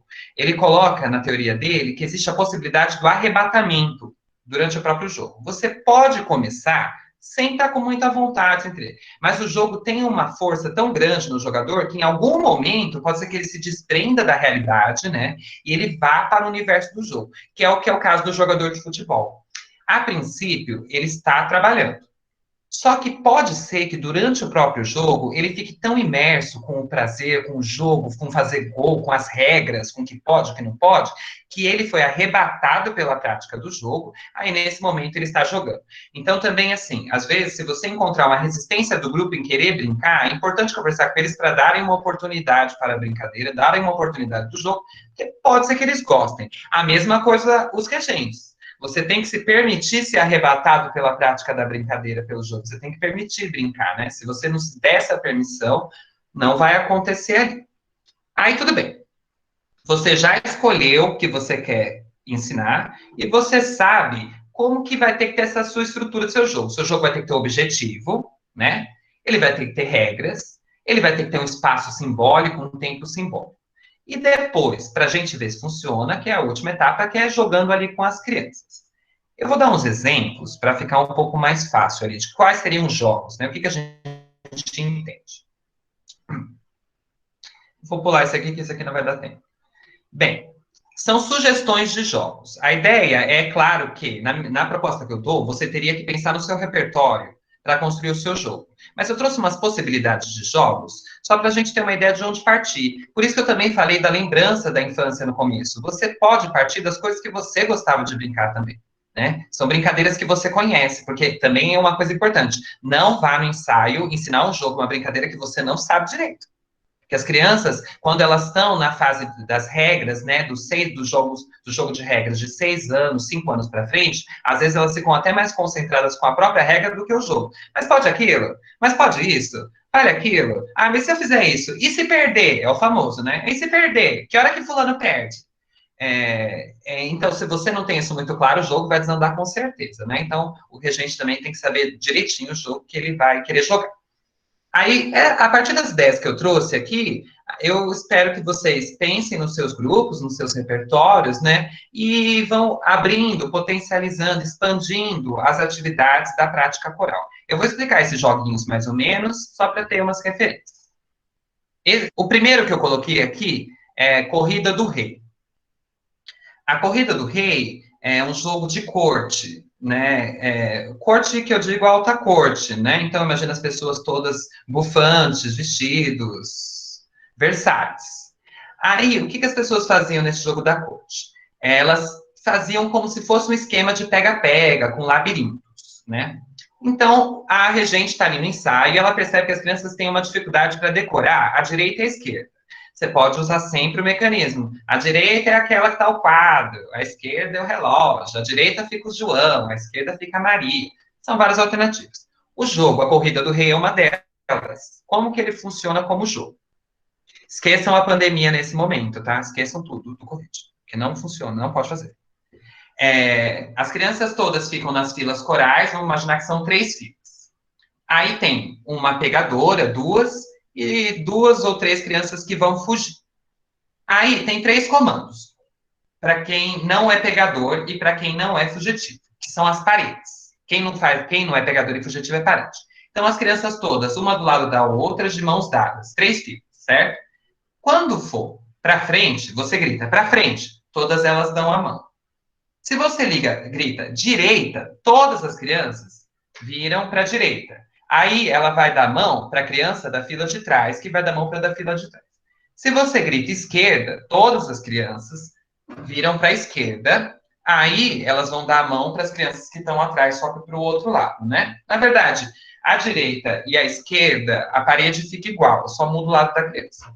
Uma ou outra vai virar errado, só que ela vai ver todas as outras virando. Ela, assim, pode ser que uma pessoa ou outra não consiga se enxergar. Mas, assim, a maioria vai direto. Aí, o que acontece? O pegador e a pessoa que está fugindo, ela corre entre as paredes do coral. Quando está todo mundo virado para frente, ela corre de assim, ó. Tá vendo? Quando está todo mundo virado para a direita, ela corre de assim. Aí, vai alternando, direita, esquerda, até que alguém pegue alguém. É um jogo que dá para fazer rápido e ele traz uma dinâmica ali mais ativa da criança em relação à direita e à esquerda, né? E além de que, se você pergunta do que vocês querem brincar no pátio, eles estão... Pega-pega é uma brincadeira bem que o povo gosta, né? A criançada gosta de ficar correndo. Essa é uma alternativa. O outro jogo, o jogo das placas, também tem a ver com posicionamento. Você tem um grupo que não memoriza a posição, ou você tem uma questão coreográfica, ou tem uma mobilização de palco, várias alternativas. Aí você pode fazer eles irem para o lugar 1, lugar 2, lugar 3. Uma outra alternativa também é esse uso de objetos visuais, né? São ferramentas. Vamos imaginar, eu coloquei aqui 3 placas. Tem a placa do círculo, a placa do triângulo, e vamos chamar essa aqui de placa coral. As crianças podem ficar andando pelo espaço, ouvindo a música do repertório, já batendo no andamento que você quer, já escutando o ritmo, o estilo, a origem, porque traz esses momentos de apreciação também para o repertório. Não precisa ser, mas quanto mais coisas ela escutar que você acredita que são importantes durante o próprio ensaio, vai garantir ali que ela crie mais referências. Aí elas ficam andando no espaço, aí quando a música para, você mostra uma dessas placas. Se você mostrar o círculo, o que elas têm que fazer? Uma grande roda. E é rápido. Rápido. Aí, triângulo. Coral. Aí você vai dando o nome. Vamos imaginar que você tem uma música que elas precisam fazer 3 filas, e você tem uma música que elas precisam fazer 2 filas. Você nomeia, olha, essa é a fila coral e essa vai ser a fila dupla. É um jeito delas, com autonomia, irem aprendendo a se organizar dentro do espaço de um jeito mais lúdico. É o jogo das placas. Esse jogo das placas pode ser usado também na questão da expressão musical. Vamos imaginar que a gente vai usar emojis, que é tendência. Ao invés da gente ficar falando para as crianças, canta triste, canta feliz, quer sei lá o quê, que é um pouco, assim, é meio às vezes vazio de sentido para a criança. Porque ela tem que interpretar o que ela está cantando, que ela tem que entender, mas ao mesmo tempo ela tem que aprender a expressar o que ela está entendendo, né?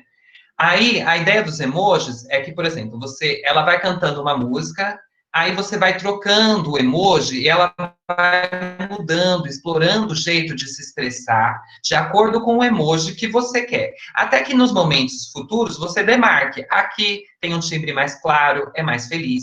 Aqui a gente vai fazer mais escuro, é mais lento. Então, é um jeito de você atribuir outras ferramentas por um jogo, para as crianças terem essas âncoras de aprendizagem, além da própria fala e da regência. Ela vai lembrar de alguma coisa. Aqui é feliz, né?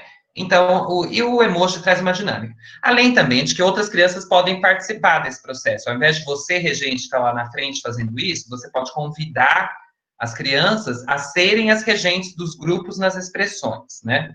Esse jogo das placas, podem ter placas de várias coisas, placas de notas musicais, placas de repertório, placas de estátuas, placas corporais, desenhos, criações deles, placas abstratas, quadros da Belas Artes. Vamos imaginar que você vai pôr o quadro lá, o Bapuru, aí as crianças têm que fazer essa formação para trazer ali, né, um pouco ampliação do capital cultural, você vai usar... bem, a Belas Artes é interessante também, hoje no quadro Grito, né? A gente mostra aquilo, a criança trabalha uma expressão facial, uma expressão corporal, enfim. Um outro jogo, que esse é um jogo de soprar, né? A respiração, às vezes, é muito subjetiva para ensinar com a criança, né? Se você explicar ali, baixa a laringe, cricoritenoide, já chega no esôfago, amplia o diafragma, às vezes é um pouco mais complicado. Aí usa muito essa ideia, às vezes, de encher a barriguinha, ou que você tem um monte de nariz aqui na intercostal, ou você tá com uma boia de pato, vários desses elementos, né?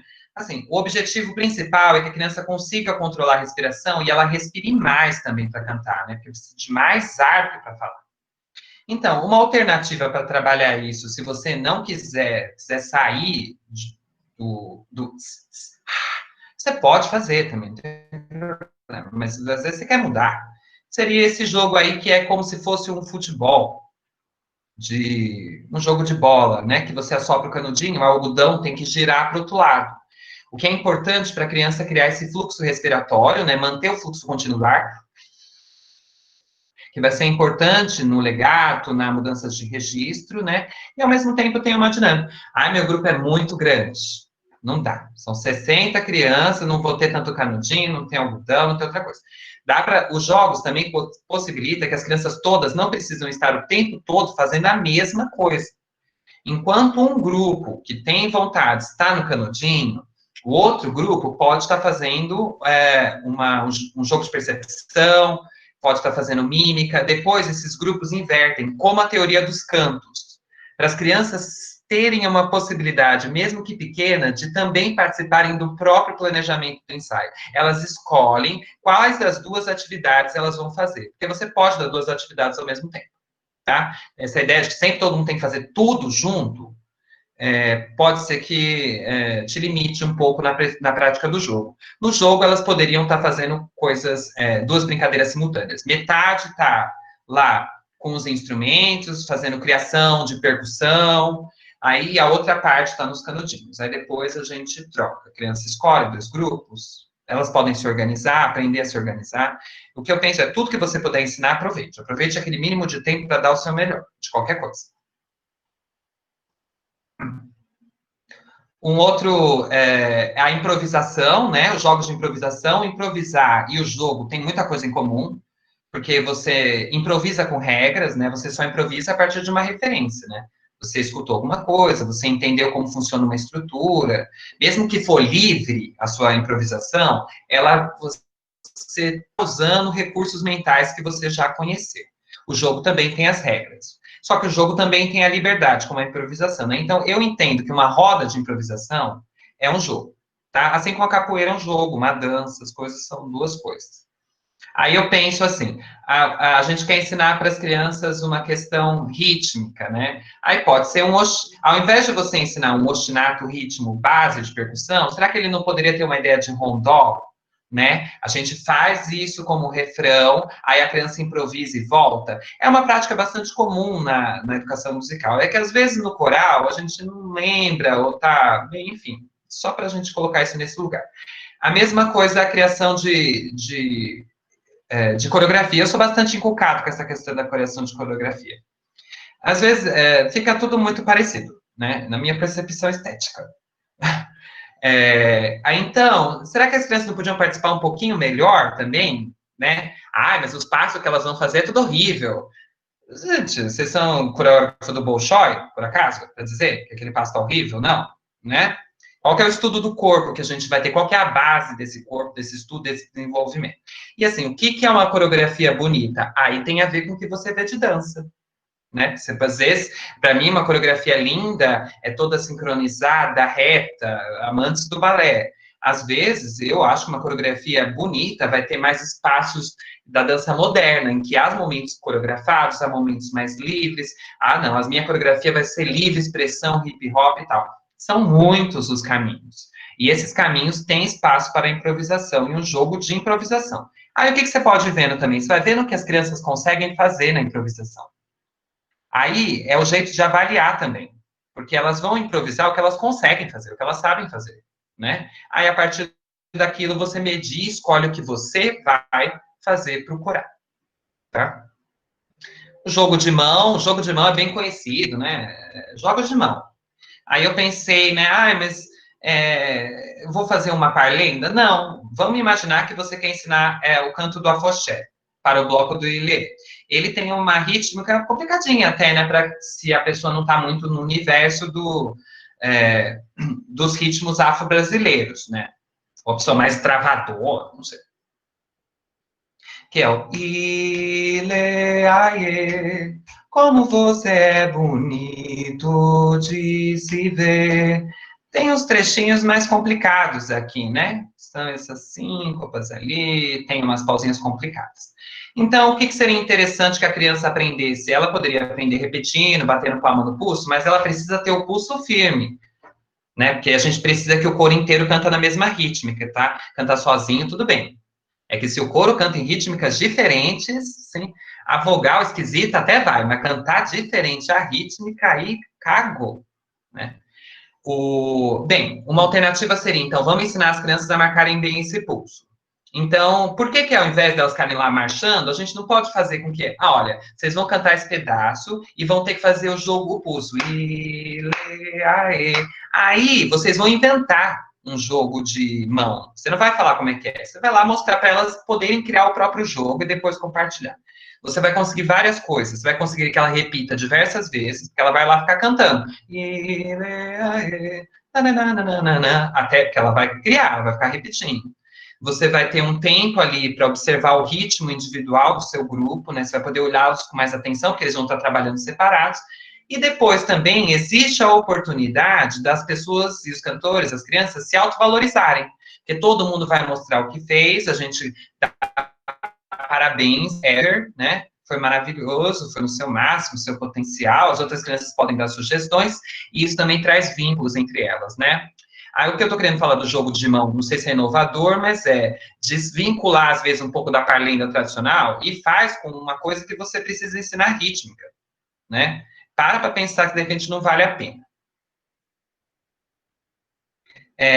E, por fim, uma outra possibilidade são esses jogos mesmos que evitam as repetições.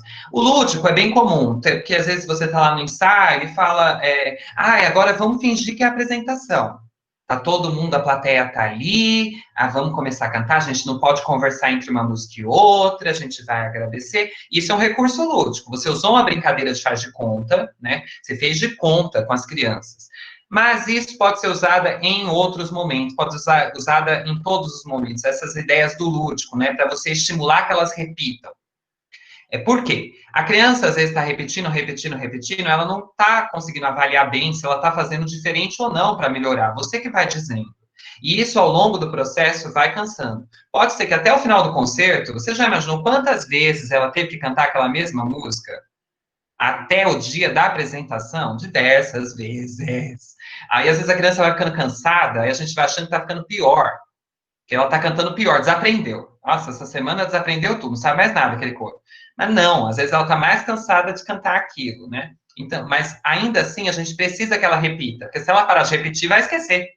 Você ficou lá 4 meses ensaiando, no 6º mês não vai saber mais. Aí esses recursos lúdicos trazem esse conforto, né? Que é você fingir estar em outro lugar, você organizar 2 grupos, um é plateia, outro é palco, você imaginar situações surreais, né? Olha, nós vamos cantar hoje para, sei lá, o Beethoven. O Beethoven vai descer aqui, entendeu? E vai cantar pra gente, ele vai dizer se gostou ou não. Faz um The Voice Kids na sua sala, faz o que você quiser. Mas a questão é, só se permita a fazer uma coisa que também vai trazer um bem-estar para a criança, né? E aí o jogo entra um pouco nesse movimento. Aí o último momento seria você pensar qual que é a hora que você vai usar esse jogo aí também, porque às vezes você começa a brincar, vai para sempre, também não dá, né? Você tem que ter ali no seu planejamento quais seriam os momentos dos ensaios. Tem um momento correto? Não. Eu acho que todas as coisas ali podem ter uma brincadeira, você pode usar, se você quiser, a atividade do jogo para ensinar qualquer coisa. Vocalize, alongamento, repertório antigo, repertório novo. Pode ter pequenos jogos de concentração entre uma coisa ou outra, né? As crianças estão dispersas, você pode ficar lá, silêncio, silêncio. Você pode, se você quiser, pode tocar um sino, pode desmaiar, fingir de morto, qualquer coisa para chamar a atenção. Mas também você pode fazer alguma outra dinâmica, um jogo ali, atenção, concentração, e elas olham para você, né? Tem esses recursos da imitação bem comuns, de pedir silêncio, que é tch, tch, aquelas coisas que estão repetindo. Isso também é um jogo, né? É um sigomestre. Às vezes a gente até usa os jogos nos nossos ensaios, mas não coloca ele ali no planejamento, né? Ou acha que aquilo não é um jogo, mas é um pouco do jogo. O que eu tinha para falar, assim, da parte teórica do jogo e explicar um pouco a minha concepção, o que eu estudo, era isso. Aí, só para retomar aquele primeiro momento, né, sobre que eu sugeri que vocês pensassem numa brincadeira, tal, é tentar agora imaginar essa brincadeira dentro de um contexto de ensaio. Ai, Rafael, eu pensei em esconde-esconde. Não dá. Não dá. Realmente não dá. Mas, será que a gente não pode fazer uma dramatização? Ou a gente pode usar essa coisa de estar escondido para cantar de um jeito diferente? Será que a gente não pode trazer esses elementos que tem o esconde-esconde, que é o buscar, o encontrar? Vamos transformar o esconde-esconde no acho um erro? Será que a gente não pode combinar com uma criança para cantar uma palavra errada no meio e as outras têm que descobrir quem foi? É um esconde-esconde. Ou a gente pode dar aquelas enganadinhas, né? Olha, se a gente conseguir cantar bem esse pedaço, a gente vai ter 10 minutos de esconde-esconde no pátio, hein, gente? Porque você pensa, ai, nossa, Rafael, tá chantagem. Não é chantagem, gente, é relação, é negociação. Toda relação é negociação, né? Então, bem, é isso. Aí, é claro que tem coisas mais fáceis, né? Na perspectiva da educação musical, é um pouco mais fácil. No ensaio do coral, você tem que dar uma adaptada, né? Ah, eu gostava de jogar bolinha de gude. Bolinha de gude, não é, né? A coisa que dá para fazer na prática coral. Mas vamos imaginar que você tem uma das. A repertório da música, aquela que fala de bolinha de gude, bola de gude, paranana. Tem ali a bolinha de gude. Será que então, ao invés da gente brincar de bolinha de gude, a gente faz uma pesquisa com as crianças de quais são as brincadeiras da infância e a gente traz essas brincadeiras de infância para dentro do repertório, da coreografia, para momentos do coral, né? Não sei, né? Pode tudo, contanto que seja bem feito. Bem, era isso, né, a princípio. Super obrigada, Rafael. A gente já tem algumas perguntas aqui. Jusilene quer abrir o microfone e fazer a pergunta? Ou quer que eu transmita aqui pelo chat? Ah, eu acho que tanto faz. Eu posso começar respondendo as que já estão escritas. Tá, então a Jusilene está perguntando. Jusilene foi aluna aqui da UFMS, do curso de música, e também trabalha em escolas, né, com coro infantil, infanto-juvenil. Como você faz quando todas as crianças querem participar, mas você tem um coro grande, o que significa que irá ocupar muito tempo do ensaio do planejamento? Imagina que, vamos imaginar, contexto escolar, às vezes 50 minutos, 45 minutos, né? É pouco tempo mesmo e todo mundo quer brincar. Eu acho que são combinados. As crianças têm que aprender também aos combinados, como qualquer. Viver em sociedade é saber a hora que você pode fazer determinadas coisas e horas e lugares que não vai dar. Eu acho que elas entendem. Olha, gente, esse jogo, essa brincadeira, não vai dar. Não dá para todo mundo fazer hoje. Dá para a gente fazer uma metade e uma outra metade não. Porque o que eu penso, se você não consegue nem nesse ponto de negociar com as crianças nesse lugar ali, vai ser muito difícil mesmo usar a brincadeira. Você vai perder o grupo todo. Vai virar um caos, né? Agora que eu penso assim, mas assim, ocupa muito tempo do ensaio. Depende da brincadeira.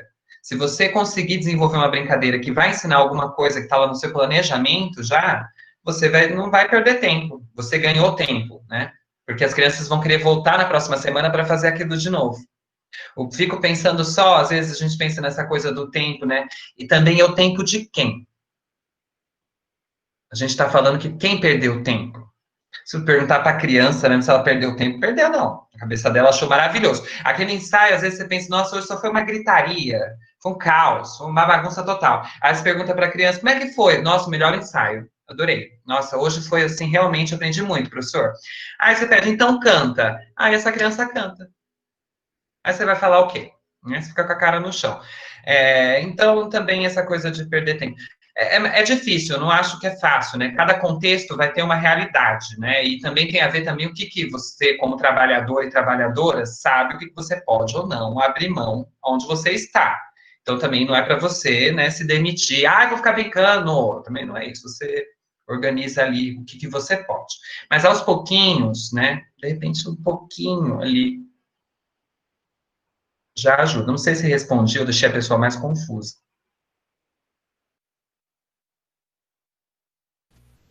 Ela pergunta também, né?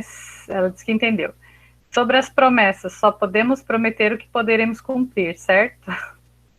Eu acho que isso é mais ético. Com certeza. Eu acho que sim, né? É Você claro que você promete, pode. você promete, as crianças não esquecem mais. Eles vão ficar ali, né, persistindo até você cumprir o que você falou, né? Às vezes acontece, você planeja uma coisa, mas aí o equipamento não funciona, né? Não, semana que vem a gente vai ver. Por exemplo, eu coloquei lá uns vídeos para as crianças que era uma série, né? Então, no primeiro ensaio eu coloquei a temporada 1, depois eu pus a temporada 2, não sei o quê. E teve um dia que o equipamento não funcionou, né? Mas você falou que você ia. Eu falei, gente, eu falei, né? Eu me preparei para isso, mas infelizmente, né? Não foi culpa minha. A gente tem também que ter, né, esse diálogo com a criança e ser sincero. Sim. Não, é claro, porque às vezes não vai dar certo. Ou, tipo, não deu mais, choveu. Você prometeu que ia fazer um negócio lá fora e choveu, né? Mas eu acho que se você vai. Uma promessa fake é a mesma coisa que eu falei que é brincar de tabuada, né? Isso não é ético, não é ético. É desleal, né? Exato. Só uma outra coisa que eu queria comentar em relação a um pouco isso, eu já escutei isso bastante, assim, mas os meninos de Veneza não brincam, eu tenho certeza. Assim, você está em Veneza? Essa é a questão, né? Que às vezes a gente fica pensando, fica até se sentindo mal por não conseguir ter o coro que você escutou que tal grupo tem, o seu grupo não tem aquela sonoridade, as suas crianças não se comportam, as suas crianças não vão cantar aquele repertório, aquelas suas crianças não têm o MIDI de caber, não tem, né? Assim, não tem. As suas crianças são diferentes. Na perspectiva que você é capaz de identificar isso, né, você vai fazer o que é melhor para elas, não o que é melhor do outro grupo, melhor para o outro regente, né? Claro que existe uma compartilhar aí, que cada um sabe, mas cada um está em um lugar, tá? Para a gente não se sentir às vezes mal em relação a isso, ou achar que está perdendo tempo, ou achar que meu grupo não vai cantar bem nunca, né? Gente, não tem isso não, tá? Na minha opinião.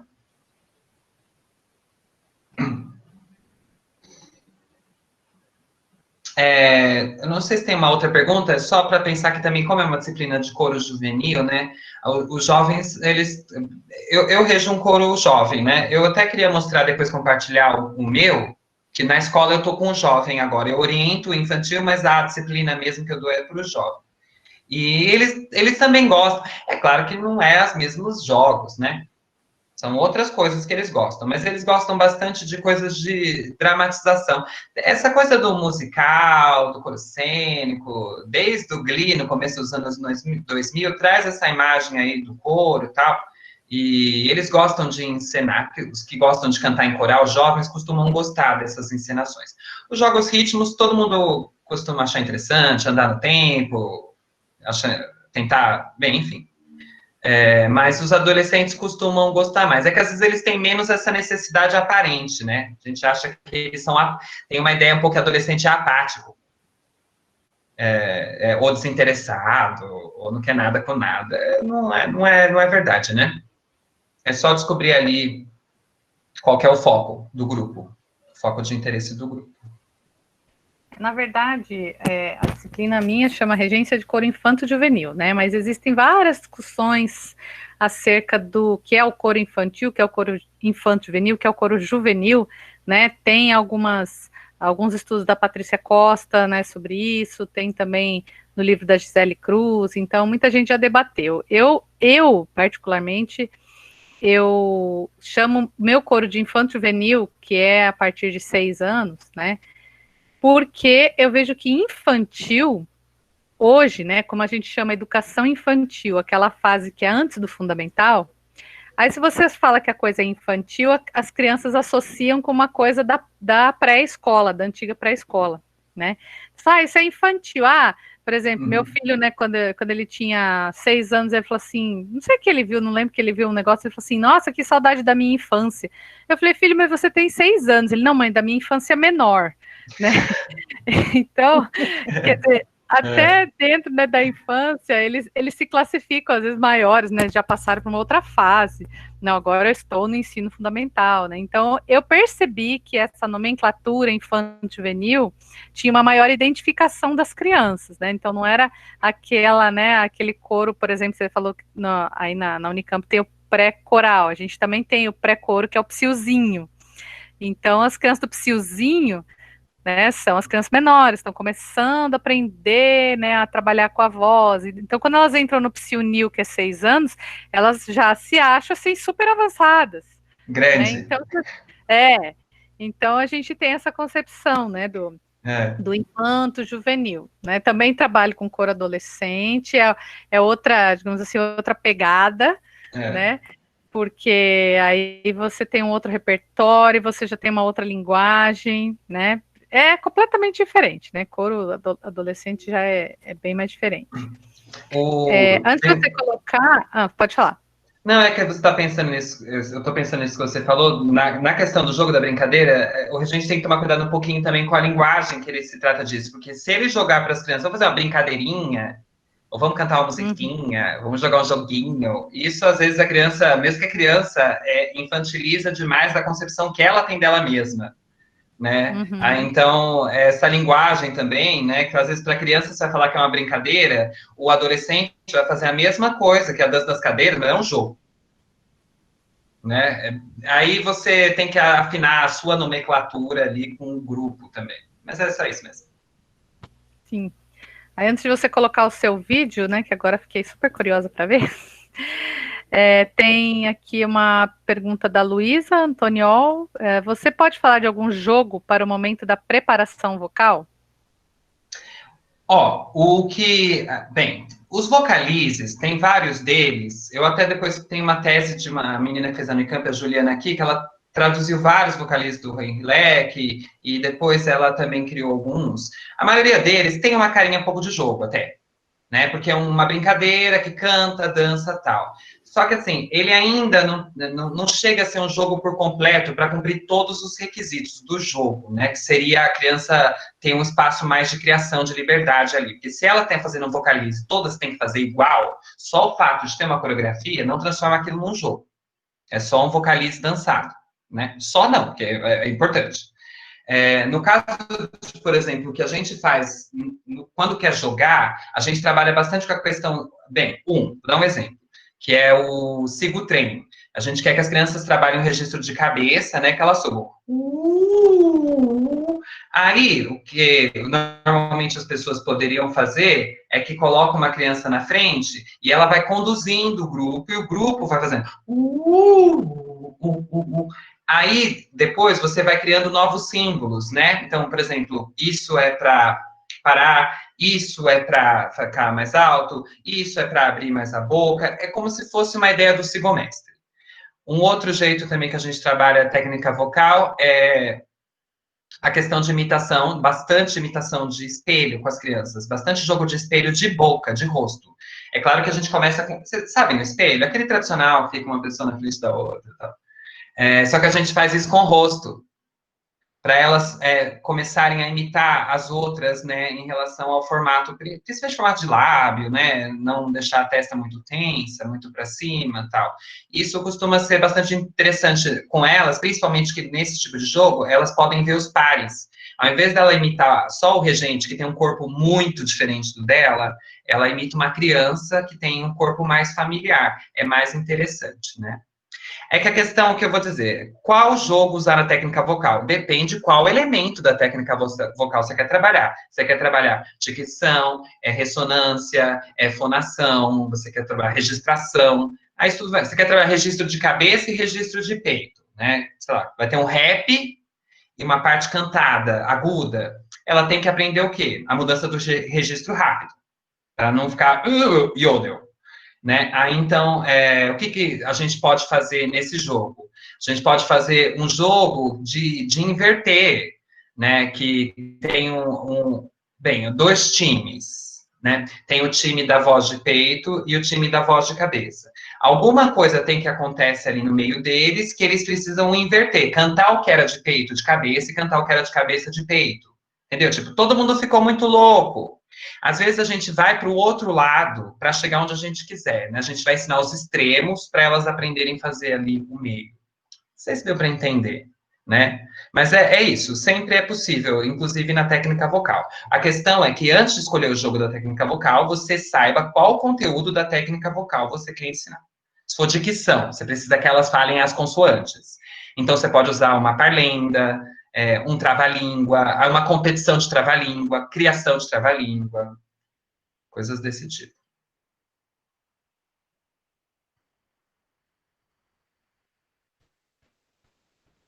Temos mais alguma pergunta? Algum comentário? A professora está falando que na escola dela tem que colocar todo mundo no mesmo coral juntos, deve ser a questão das faixas etárias. Não é impossível, gente, mas é um pouco mais difícil mesmo. Porque os centros de interesses vão mudando. Aqui outra questão. Nos jogos, na questão de ter duas opções, você ensina primeiro com todos e depois faz a divisão em dois grupos? Normalmente você passa a instrução geral, porque você tem que aproveitar o momento de silêncio para falar tudo que tem que ser dito. Porque quando o jogo começar, já era. Quando começou, para depois, gente, esqueci o negócio, já era. É melhor você ser bem claro. Só que também tem uma coisa na brincadeira que, às vezes, quanto mais você explica, pior é. A gente aprende a brincar de algumas coisas brincando, né? Vai surgindo, as dúvidas vão surgindo um pouco na prática. Às vezes, se você explicar o básico ali, ó, faz isso, e lançar, elas costumam ir fazendo. Porque, normalmente, é uma brincadeira que elas já conhecem, ou parece alguma coisa, porque... É isso, se você conseguir inventar um jogo novo, novíssimo, que nunca foi de nada, aí tudo bem. Mas normalmente é um sigomestre, é um jogo de competição, uma coisa ali mais básica, de criação, desenho.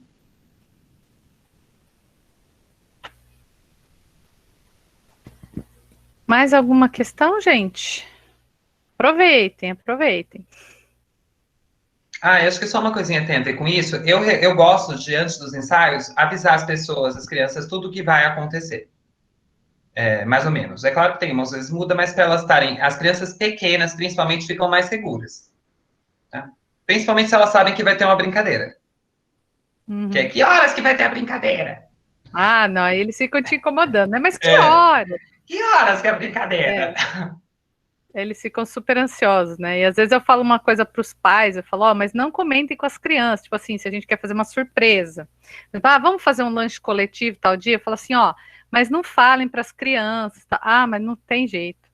Um dia veio um compositor na nossa sala, eu falei, gente, ó, só para vocês saberem, né? Falei para os pais, a gente vai ter a visita do compositor fulano de tal, mas não falem para as crianças. Ah, primeira coisa, eles já chegaram no ensaio perguntando que horas que o fulano vai chegar, né? Porque os pais também são ansiosos, né? A gente esquece que os pais também têm ansiedade, então eles Não, mas transferem para você sabe, eu entendo as crianças porque eu sou ruim de segredo também. Hein? Nossa, sou ruim de guardar segredo também. Então eu também, assim.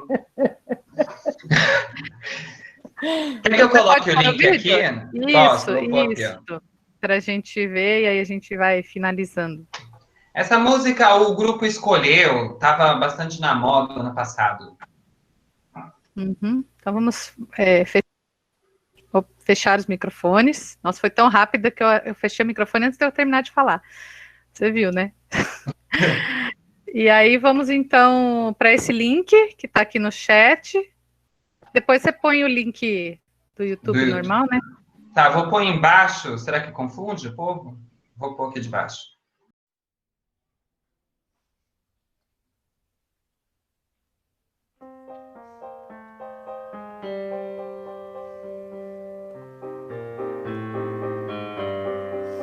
Una mattina mi sono alzato, oh bella ciao, bella ciao, bella ciao, ciao, ciao. Una mattina mi sono alzato e ho trovato l'invasor.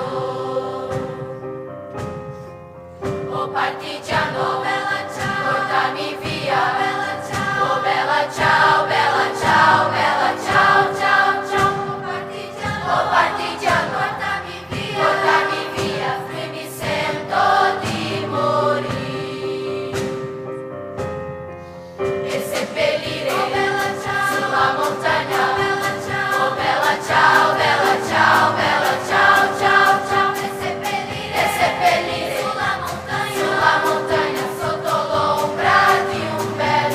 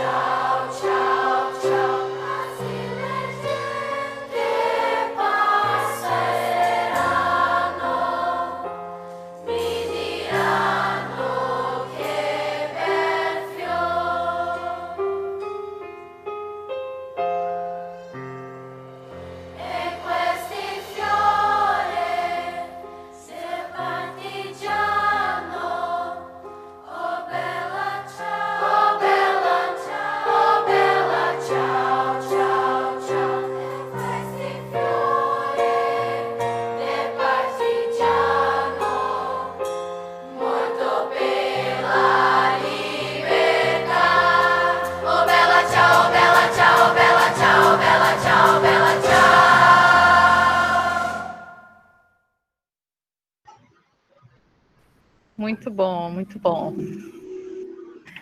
Rafael, mais uma vez, super obrigada pela tua presença, pela tua exposição. Foi super enriquecedor aqui para gente. E agradecer também a todos os que estiveram presentes aqui. A gente chegou até 28 pessoas aqui na sala, né? Entre meus alunos, entre participantes do nosso grupo de pesquisa e também convidados, né? Pessoas interessadas aqui no assunto. Essa aula foi gravada, então ela vai ficar disponível depois no nosso link. E também, se você quiser mandar outros textos, eu coloquei lá a sua tese, sua dissertação, tem um texto que você publicou também em uma revista, né? Agora não sei se Sim. vai dar bem? Foi da USP. Revista da USP. Isso. Então, também se você quiser mandar mais textos, a gente também Eu mando deixa no lá. seu e-mail, né?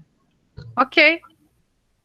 Pode ser também. Eu queria agradecer e também se alguém tiver alguma dúvida, alguma coisa desse tipo, também eu vou deixar meu e-mail no chat, porque aí de repente, não sei se... Uhum. Se alguém quiser entrar em contato. Isso. Aí ele está perguntando os vocalizes da sua amiga. É a da Juliana Meleiro? Que você falou? Isso. A tese dela é da SBU, acho que não é difícil de achar. É Juliana Meleiro Heimbold. Isso. Posso colocar lá também no nosso drive. Também uso os vocalizes da Ju. É legal, né? Uso bastante, muito legal. Então é isso, gente. A Jocilene falou que conseguiu baixar a tese da Juliana. Juliana Meleiro, coloca lá no Scholar Google que, né, preparação vocal, alguma coisa assim, a gente já consegue encontrar. Então, gente, muito obrigada. Semana que vem temos mais roda de conversa e a gente se vê. Até lá, boa noite. Obrigada. Tchau, gente. Obrigado. Tchau, tchau. Tchau, tchau.